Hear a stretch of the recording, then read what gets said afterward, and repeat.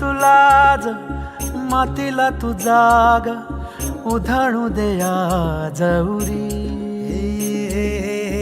उजाडू दे आज साकड हे माग होऊ दे पहाट नवी आता होऊन जाऊ दे साऱ्या जगाला पाहू दे पडू दे पाऊल सरी काट पाया खाली लाकड्याला येऊ दे पडू दे पाऊल मोठी लढाई र लढू मातीसाठी र गड्या मनगटाचं जोर लावून दाटला जरी अंधार एकजूट होऊ आज दिवा देऊ तेज. नमस्कार.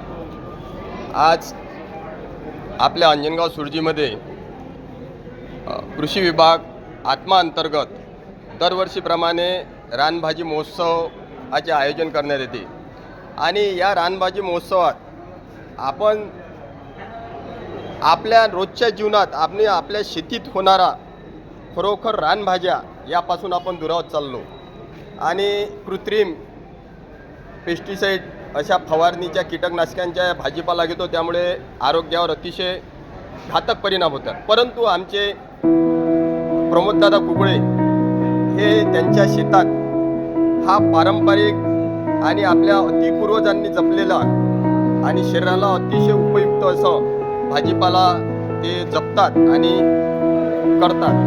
त्यासाठी आपण प्रमोददादा कुकळे यांचं थोडं मनोगत घेऊया.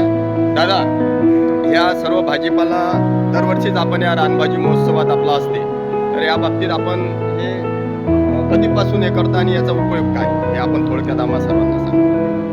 आपण शेतकरी आहोत आणि शेतकऱ्यापासून शेती असल्यानंतर आपण फक्त उत्पन्न घेतो. पण कसं आहे की आपल्या जीवनाला लागणाऱ्या ज्या औषधी वनस्पती आहेत किंवा फळभाज्या आहेत, तणभाज्या आहेत, हे आपल्याला फार गरजेचे आहे. आपलं लक्ष फक्त काय उत्पन्नाकडे घेतलं, निवडणुकाच्या आपण घरी पळालो. आपलं कसं आहे, हे सुरंगण आहे. या सुरंगणापासून भाताची शिकाय याचं सुद्धा नसते. अरे भाज्या आपण खाल्ल्या शरीरामध्ये कोणाची औषध घेण्याचं काम करत नाही. बरोबर, प्रत्येकाला माहीत आहे